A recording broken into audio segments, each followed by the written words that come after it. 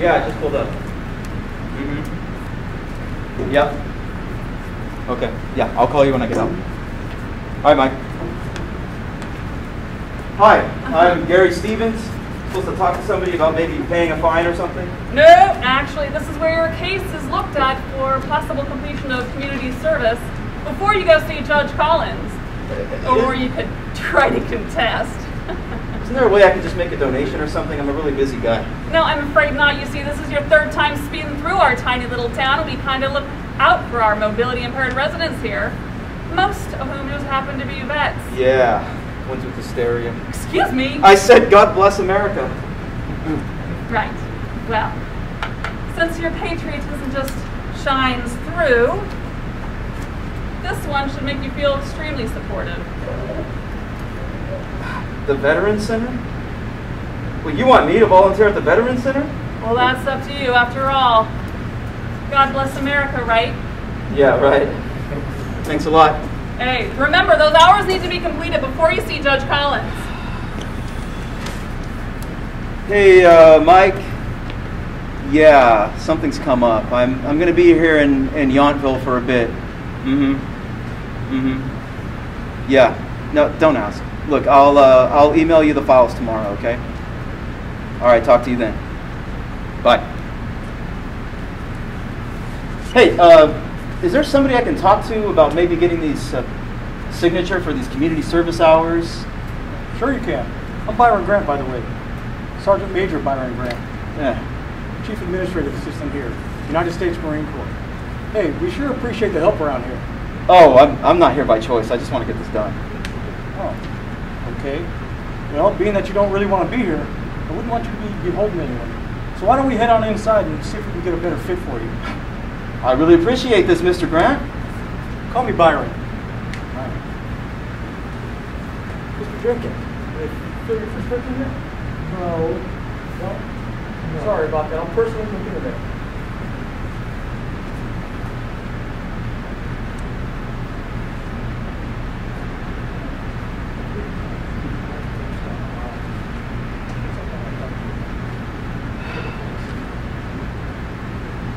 Okay, let's get you squared away. Who is that? You don't mind me asking? Oh, well, that's Roger Taney. The folks around here, they call him Recall. Lovingly on my name. Recall? What kind of name is that? Well, Roger has this knack for remembering just about every veteran's name in the state who's been either wounded or killed since World War II. And it always amazes me. That is amazing. I wonder, What's that? well, my granddad served. But he wouldn't remember him. He didn't really do much, and then he was killed. Well, there's no harm in asking. I'll tell you what. Why don't we make a wager? If Roger remembers your grandfather, double your volunteer hours. If he doesn't, I'll sign your hour card. Deal? Deal? Kids these days. Follow me. Roger. This is... What did you say your name was again? Stevens. Gary Stevens Eddy is my full name. You wouldn't be related to Lance Corporal Frank Eddy. That's my grandfather's name. How did you guess that? Son, to me every single vet matters, and each one that we lose deserves to be remembered. Yeah, but from, what I was told, he didn't do much. I mean, he didn't even win a single medal. Son, do you think that's what serving's all about? Winning medals? Not a single man or woman goes in looking to just win a medal. If they do, it was earned. They have never won. Well, I still don't know very much about him. That's okay, son. We'll both have plenty of time to figure that out, now that you've just doubled your volunteer hours. There'll give you plenty of time to find out who your grandfather was. Yeah, right.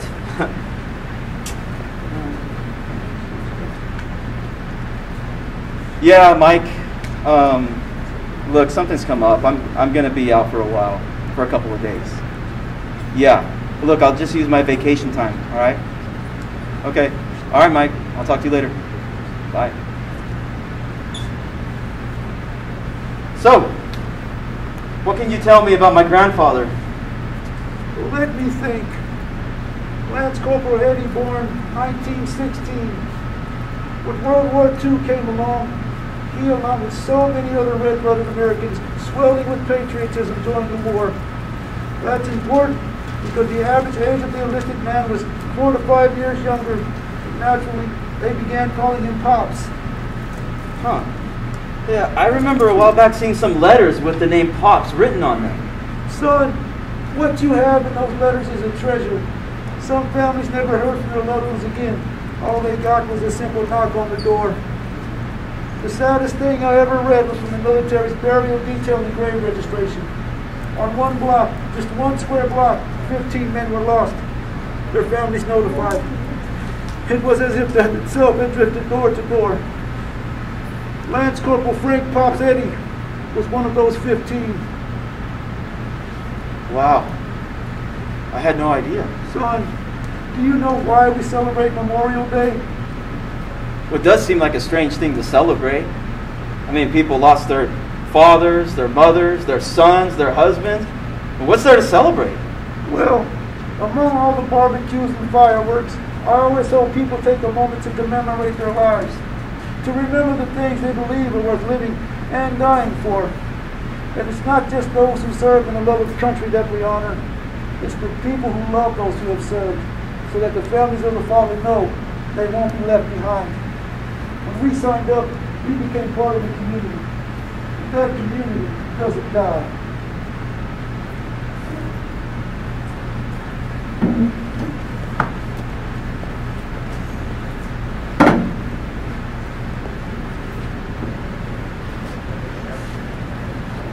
Hey, darling Diamond! I've decided to share with you that I've devised a plan to visit our wartime friends in Europe during Christmas, and I'm bringing you with me. Oh, so sweet of you, sweetheart Ruby, for sharing your plans with me. I shall be ready. Is there anything I need to take care of before we leave for Europe? Darling Diamond, yes. We need a passport, a visa, health certificate, and 2 airplane tickets, one for me and one for you. Oh, sweetheart Ruby. I shall be ready. Don't worry, I have contacted the passport and the European embassy to kindly plead with them that they send a passport and grant a visa to both of us.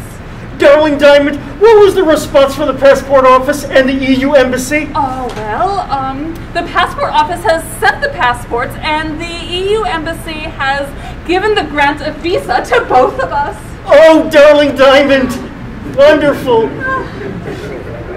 Can you please purchase 2 tickets for both of us for our journey? Oh, yes, I have purchased 2 tickets for both of us to leave next Tuesday at 10 o'clock in the morning. Darling Diamond, great job! So, we shall leave early for Amethyst International Airport. And we will get there and take the wheelchair from the parking lot over to the airplane and board.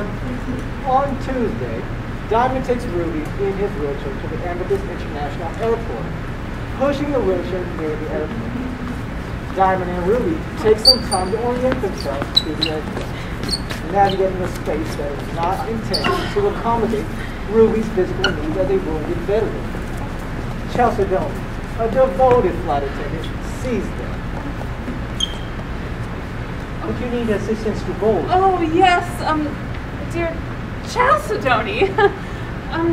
My sweetheart Ruby will need to be lifted out of his wheelchair in order to board the airplane. Chalcedony immediately, with kindness, care, and courtesy, steps down the airplane stairs and assists Diamond in lifting Ruby out of the wheelchair.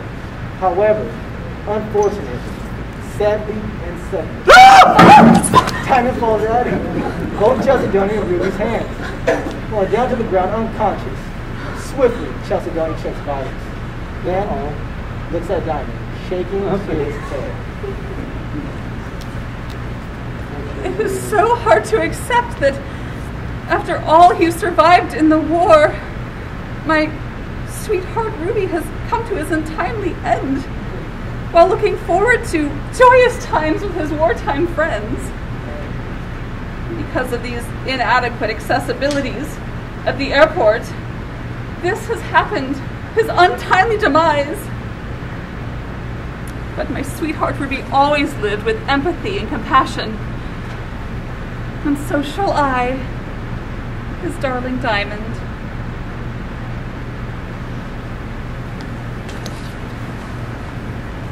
Oh my God, that's awful! It is, and it's not just that veterans' accessibility needs aren't considered. Oftentimes, they're not even accommodated, which just adds such frustration. Really? But in all these, you've heard the saying, got your six? We always have each other's back around here. Something like our motto, you've got to take care of your own. Well, how do you manage that? Well, around here, the Marines love celebrating the Marine Corps' birthday. Some will get you to believe it's bigger than Christmas. Oh, and they do a good job of celebrating, passing out cupcakes.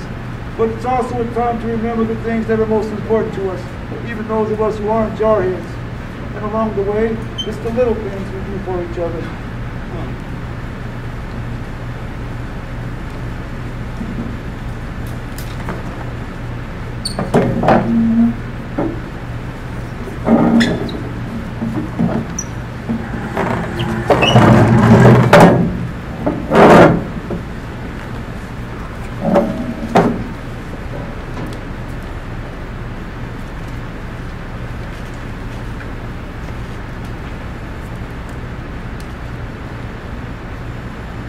Stay off the window! Away from the door! George may seem, actually he acts like he don't know nothing. But just watch him. I've been in prison for over 10 years. Yet George got game. He doesn't have any money nor support from family or friends outside. Yet he has a cup of coffee every day, 8 to 10 cups a day. You know, there are many kinds of intelligence, like logic and math, verbal and music, and even proprioceptives like sports and dance. I guess George, living on the sandbars, learn how to hustle using streetwise intelligence.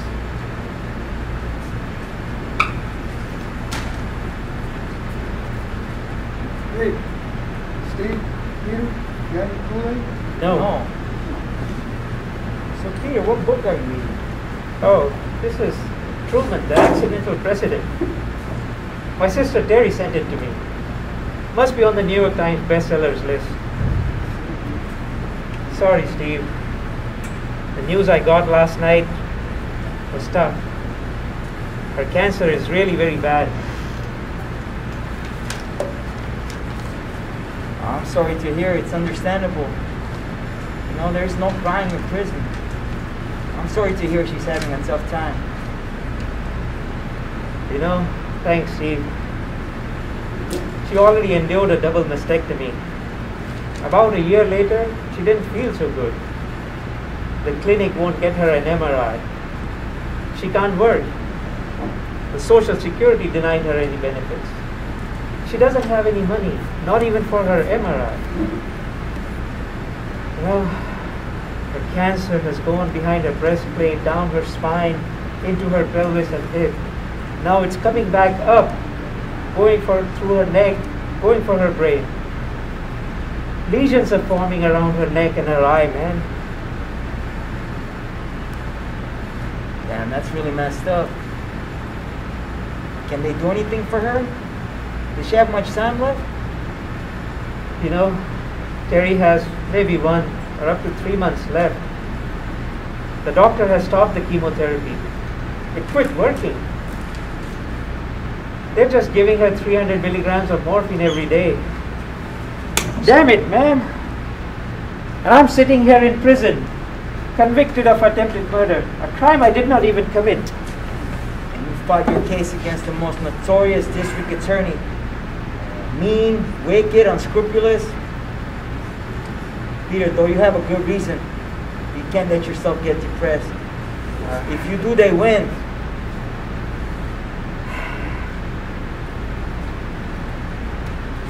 Hey, you like to go to the gym? No!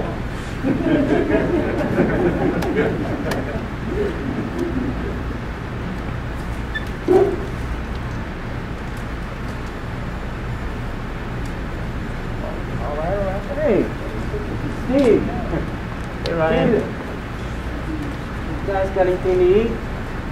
Ryan, did you eat your breakfast when they dumped it in our cell today? No, I didn't get any breakfast. Say what, they skipped you? I'll talk to JT to ensure you get your breakfast tomorrow. Thanks, Steve. I'll be right back. Hey, Ryan, you want any coffee? Sure. I got you. Here, Ryan.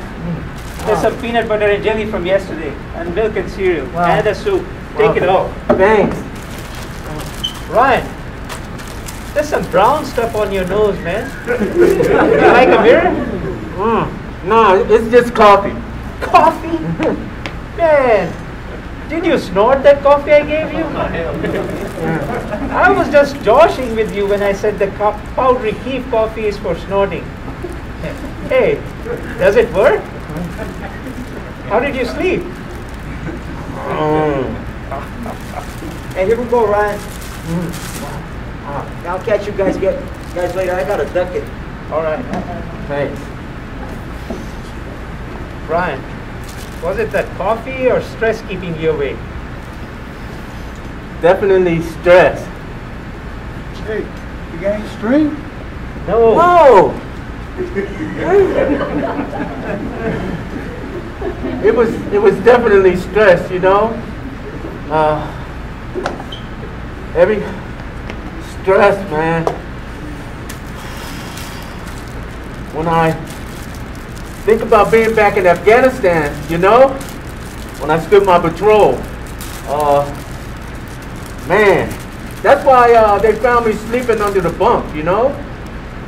I guess they missed me when they came by for breakfast, you know?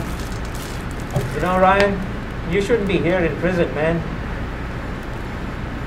I know. Wow. I don't blame her for calling the cops, you know? Man, see, when every time I go through these spells, you know, see, man, I hate these intense dreams that I be having, you know? I hate them. You know, all these distractions and all.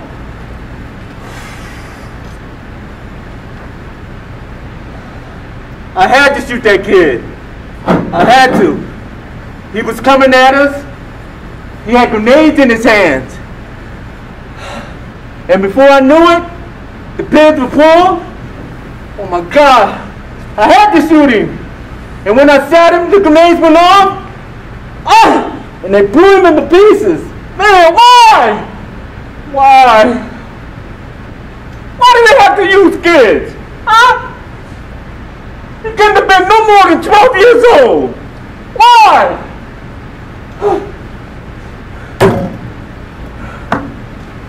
Ryan, have you spoken to the VA rep since you got locked up? No. You mean there's a VA rep? Yeah. There's a regional office nearby. If you don't mind, I can talk to my sister, get in touch with the VA rep, and let them know that you are here. I like that a lot, Peter. Thank you. No. Here's a piece of paper. Write your name, your military ID, and your service dates. Okay. I'll let you eat and chill. Once I talk to my sister, I'll get back to you. Thanks, Peter. And if you need anything, just ask. Thanks, Peter. Hey, you got shot coffee? Stay off the windows, away from the doors.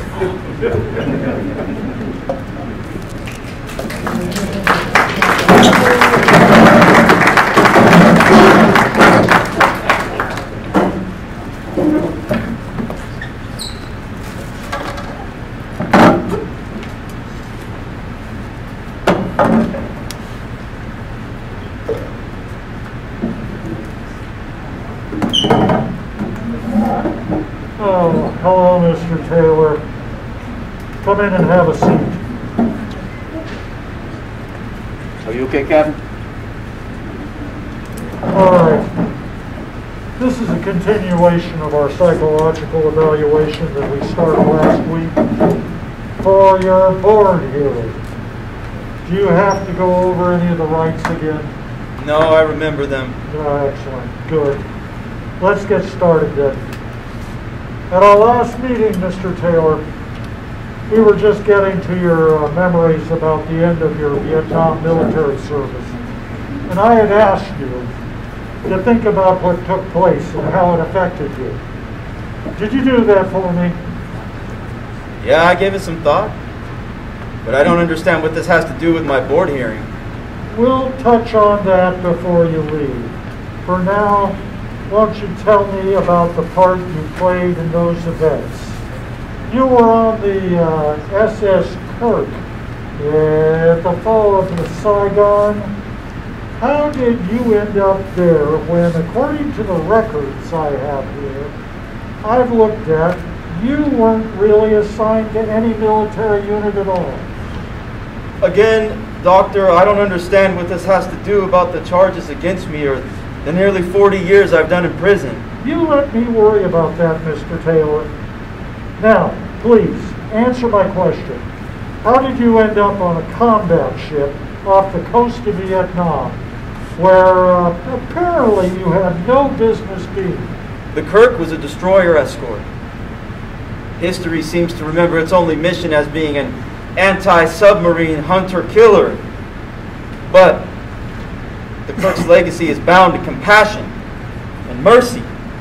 It was a key part in the evacuation of thousands of refugees. I don't understand how a ship built to kill people could have had much to do with compassion or mercy. Well, you asked me how I ended up on the Kirk, and I'm telling you, my being there wasn't on a lark. In fact, so much of it was beyond my control. Context matters. Now, fine. I'll give you some rope. Look, my father was an Air Force intelligence officer with friends in the Navy, and... Yes, it's all here in your file. So, I was there in Long Beach on the day the Kirk was commissioned, 1972. Now, at the time, I didn't think her history would go any further than that. But by 75, South Vietnamese were in dire straits, and the People's Army was rapidly advancing towards Saigon.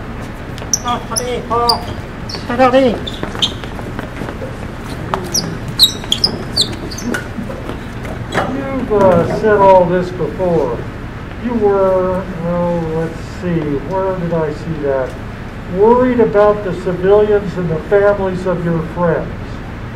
So you were hired by the Flying Tiger Airlines, which you say was a CIA front. And what's this Task Force 76? I was in Saigon, mid-April 75, organizing aircraft to evacuate families of RVN officers. RVN, that's Republic of Vietnam. Evacuating their families and destroying aircraft that were going to be left behind. Now, by the end of April, the Kirk was one of 26 ships that made up Task Force 76, implementing Operation Frequent Wind, the evacuation of Saigon. Yes, it says right here, over 7,000 evacuees were flown from the embassy and a nearby airbase to ships offshore. I suppose this makes you a real hero. Well, it wasn't about that or me. It was a madhouse. And those of us who could fly did, trying to save as many innocent people as we could. Fine. What happened?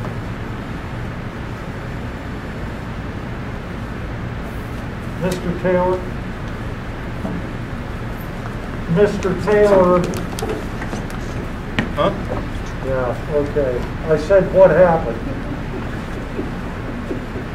Within hours, desperate air crews ferried everyone from their favorite hookers to families. The Kirk took in dozens of evacuees from over a dozen South Vietnamese helicopters, but the small deck required that the crews quickly unload and then push each helicopter over the side and into the sea to make space for the next. Some aircraft were too large to land and they just hovered over it. And then the passengers, they jumped off onto the safety of the deck. They deliberately crashed into the sea knowing that they would be rescued by the sailors. Yeah, we're here to talk about your part in these events, Mr. Taylor. We're talking about sacrifice. Oh, is that how you see yourself, a martyr? I was doing my duty. I was doing what was right. I hear a lot of talk about what was going on, but what were you doing? Well, after ferrying families to the safeties of the ships, I flew a chopper to cover the fleet as it streamed away from Vietnam. And shortly after, the Kirk was ordered to sail 50 miles off of Vietnam's southern coast to rescue the Vietnamese Navy. It seems someone had forgotten that. And if we didn't get there in time, all those people probably would have been killed. So, what did you find when you got there? 2 days into the evacuation, there were scores of Vietnam Navy ships, fishing boats and other craft in other shapes, jammed with refugees. At least 20,000 of them, maybe even closer to 30.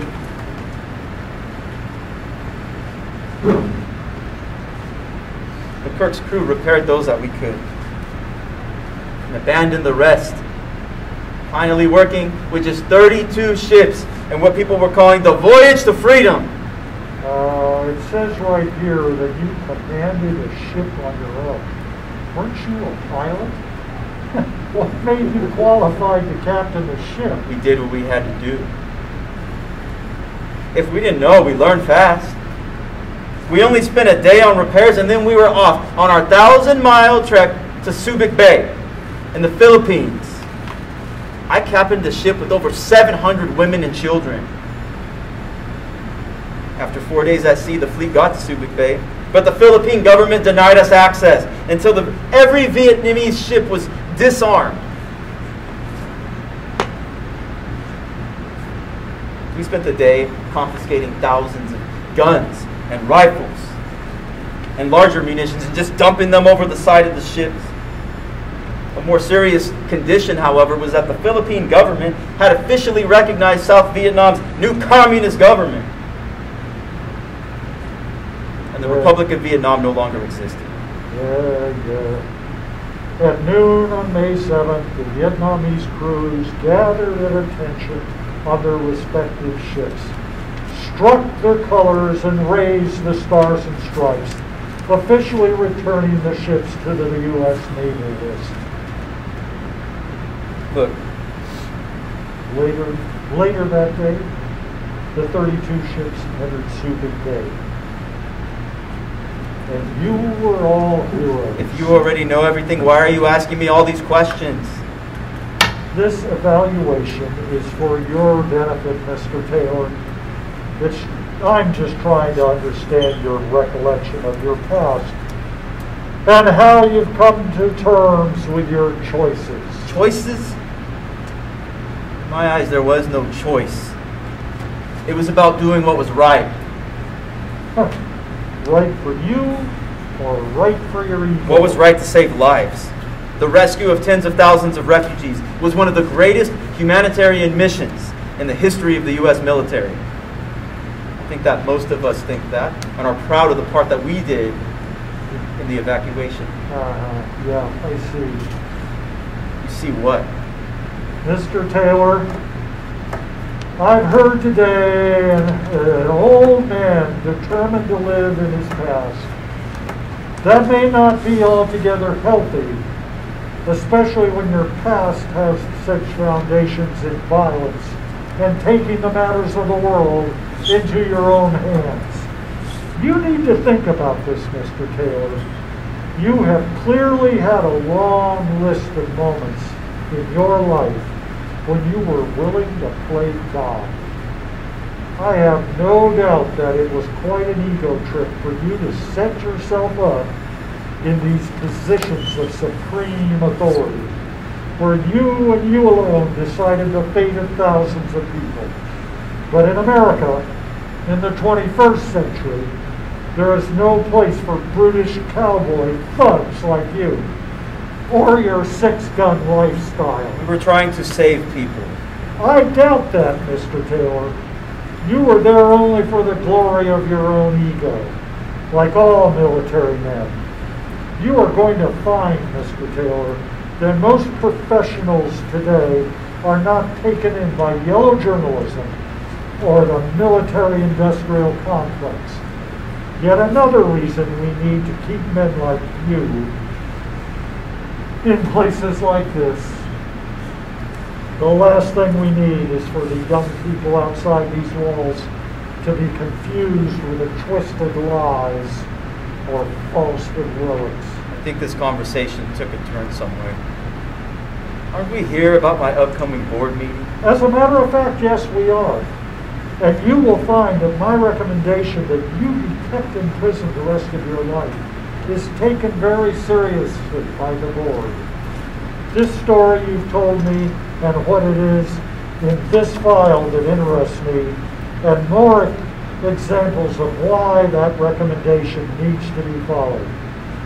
This reads like some ultimate fantasy of a serial killer, Mr. Taylor, with our government acting like your warped codependent spouse.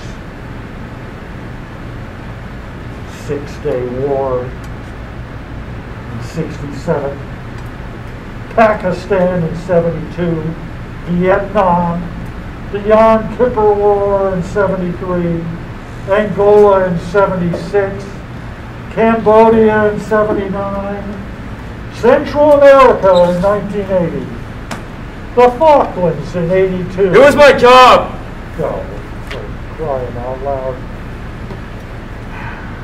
Yes, the perfect job for someone who thrives on death and suffering of others.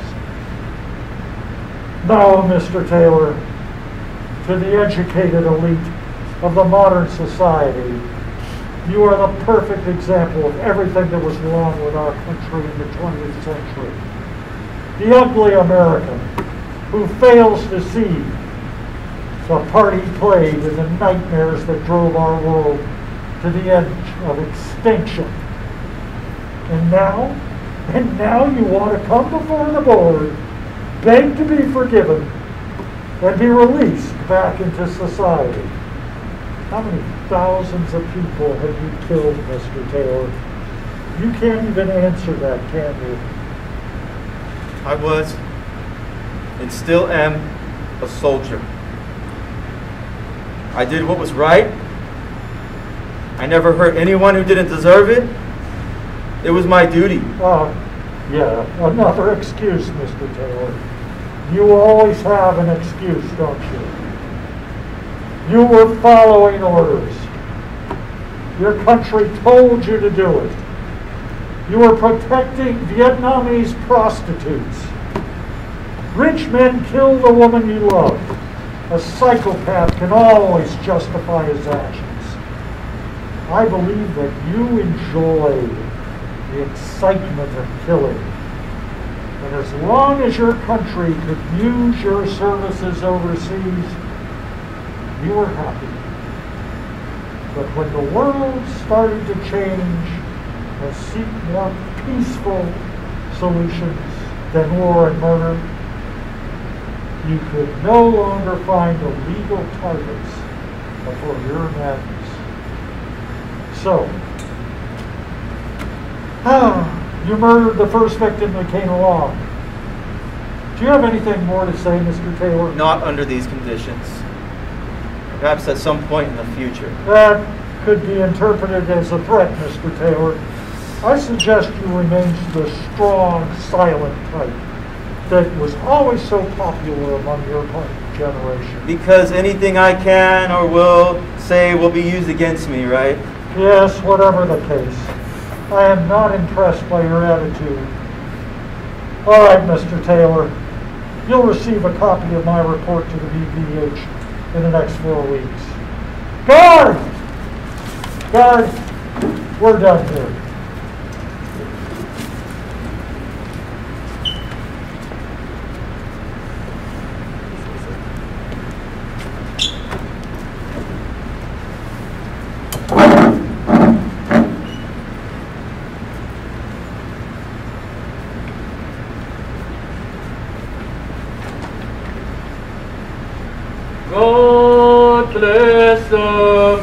America, land that I love, stand beside her and guide her through the nights with the lights from above, from the mountains to the prairies, to the oceans that we found. God bless America, my home, sweet home. God bless America, my home, sweet home.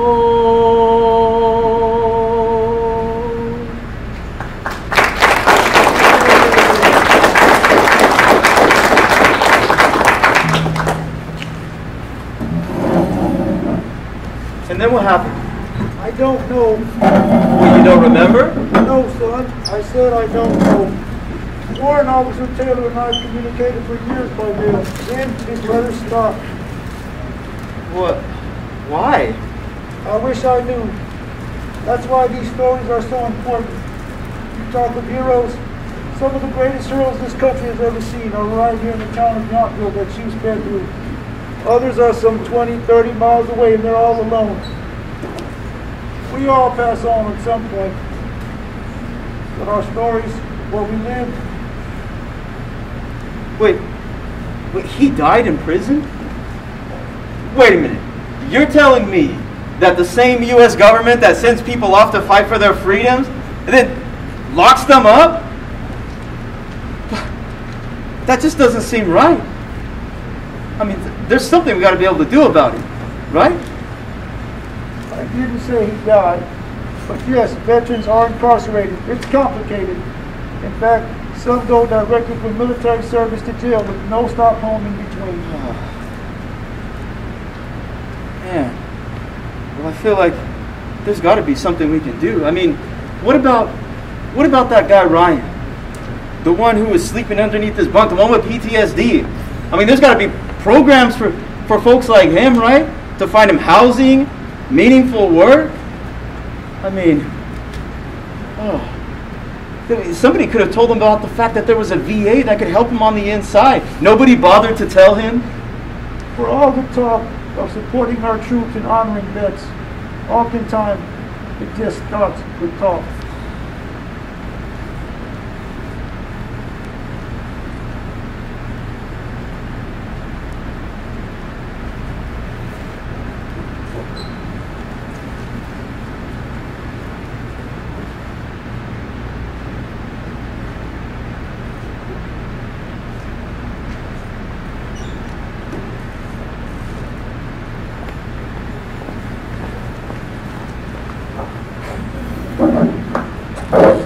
Make any sense. How do you get memo from William? Well, in English, my name is William, but my mom's Mexican. William in Spanish is Guillermo, and it's Emo. Huh. I didn't think of that. What about you? Is Jules short for Juliet? No, just Jules. Oh, like Burn. No. Jules. Jewels. That's unusual. My parents were hippies that missed the 60s by a decade. That's funny. Oh yeah, it's funny now. Try growing up with it. I can see how that might have been tough. Well, kids can be cruel, but it makes you stronger. You know, I don't know what's going to wear off first, your finger or that ring. It's just a bad habit I picked up. You want to talk about it? Nothing to talk about. We were together, now we're not. Doesn't matter. Well, it must matter. I mean, you're still wearing the ring. Hey, maybe it's none of your business. I'm sorry. I apologize. I sometimes speak without thinking and the words just right through the filters. No, I'm sorry. I really shouldn't have. Maybe we can start over. What do you do? When I'm not saving lives? You really didn't? Yeah. When you're not saving lives. Well, I was in hospitality, but things have been up in the air the last few months. Hospitality? hospitality. You know, restaurants, but with the pandemic and all. Oh, yeah, no, everything's different. I came back and found out everything had changed. It's one thing to see it on the news or read about it, but it's another thing to live it. Not bad. What are you doing? Fighting a war?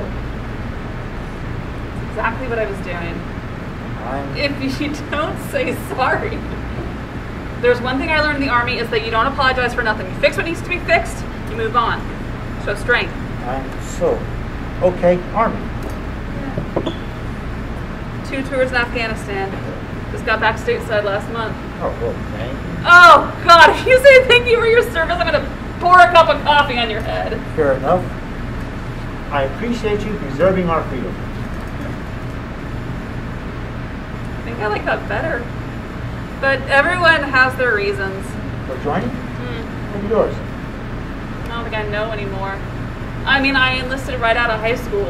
I wasn't going to college. I didn't have anyone or anything keeping me here, so why not? Then I deployed, and it felt like I was really part of something. Good? Oh, not necessarily good, but bigger. Wow. And I felt like I was a part of something where we had each other's backs. I never had that before. Wow. But it wasn't all good. We saw and did some things, but had each other's backs when it mattered. It was as good as it got. Well, it wasn't. Oh, I don't even know why I'm telling you this. I don't know. You know, they say traumatic events have a way of connecting people. What are you talking about? You know, you almost getting hit by a car, me getting you out of harm's way. You're right into a puddle. Oh, Beats getting hit by a car. If you say so. No, either way, it seems like you lived. I mean, really lived. I did feel alive. You know, I've never really talked to anyone with my time there. I mean, they tried to get me to talk to someone, but I mean, they should never understand. Well, can't promise you I'll understand, but I'll listen.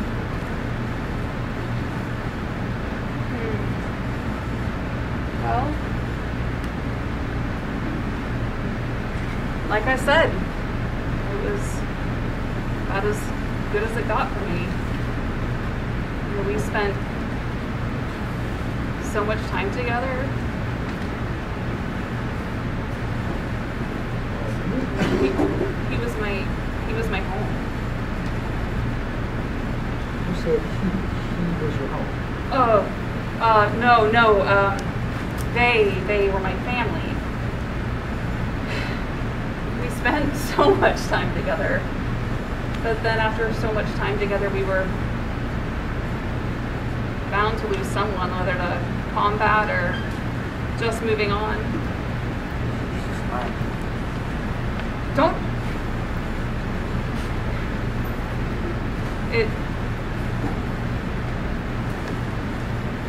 We were en route.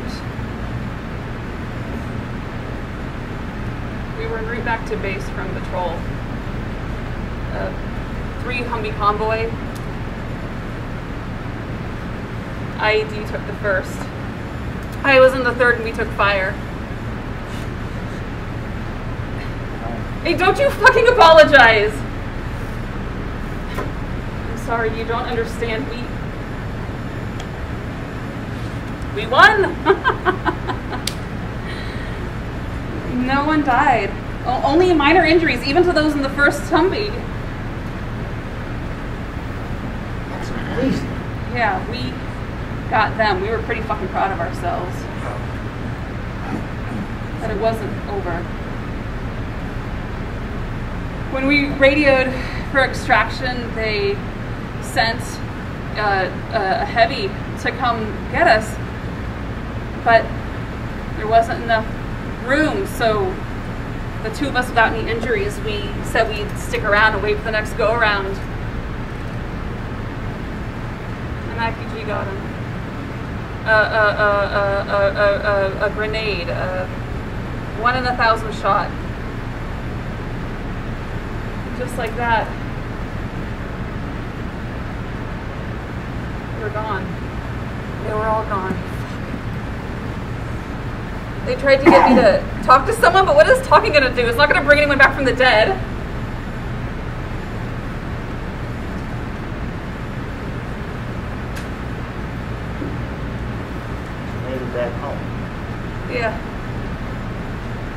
time was almost up when I had a chance to come back here.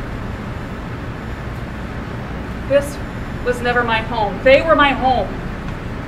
I had a chance to come back here, not home. And this wasn't the place I left. You know, they said that we were heroes. They said that we were the good guys, but like I said, this wasn't the place I left. I wasn't expecting a parade, but I at least wanted... God, I don't know what I wanted, but it wasn't this. Alone with my thoughts, wondering why me? Surviving, but feeling like I'm the ghost. I don't know what to say. You don't need to say anything. You said you'd listen and you did. There's got to be more I can do. No. Look, you seem like a nice guy, and sometimes there just isn't anything more you can do. There isn't anything anyone can do. Wait, I hate to leave it like this. Can we exchange information? No! Look, let's just leave it as it is, okay? You've really given me the first conversation I've had in months, and I appreciate that, but let's just leave it like this.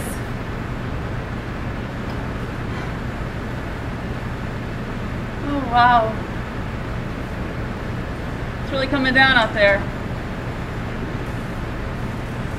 Hey, do me a favor and order yourself a cup of coffee. You know, it's bound to stop, and there's no need for us both getting drenched. You seem like a nice guy. You really brightened my day, but there's something I gotta do. Bye, my mom. See you around, Jules. No, you won't.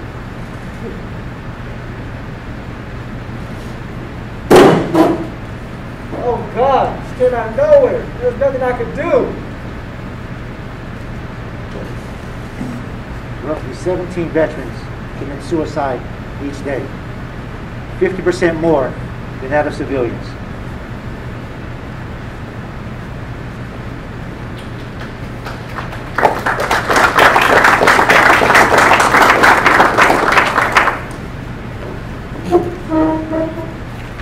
Excuse me, gentlemen. Mr. Stevens, thank you for your time today. You be back tomorrow to complete more of your service? Oh, I can't believe how much time we spent talking today. But, oh my God, you're right. I need to complete my service hours. What? Well, the hours you spent today will count towards your service. I'll see you tomorrow. My service? What? It hardly seems like service compared to what you've been telling me about. Trust me, you coming in was important. That's how these stories are passed on. And there's another service you can provide if you choose to, now that you've heard them.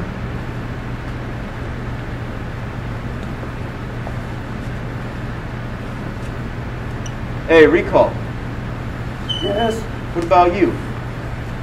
What about me, son? You made it home. You made it back all right.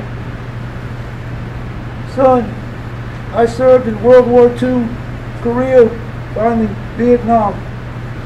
After my last tour of duty, the family picked me up at Travis Air Force Base.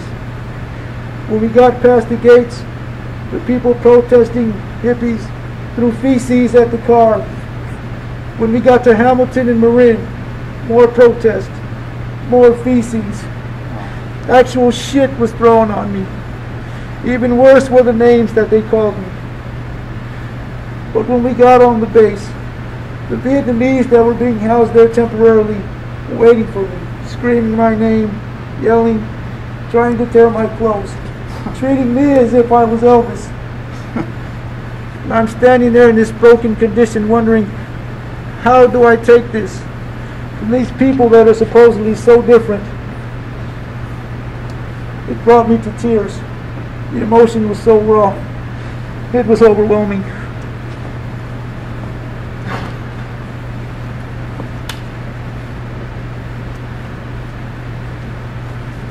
How you doing, Recall? It's been a long day of remembering, hasn't it? When we started talking, I didn't think he'd understand. But as we continued, he began to realize the impact of these stories. Maybe not like most veterans, but he was here to sit and listen and do the things he could do. Hey, Recall. Yes. I still think he's a far cry from the esteem folks have for you around here. Well, he'll just have to try harder tomorrow. Yes, he will. Come on, let me buy you a cup of coffee. Make sure it's decaf. No.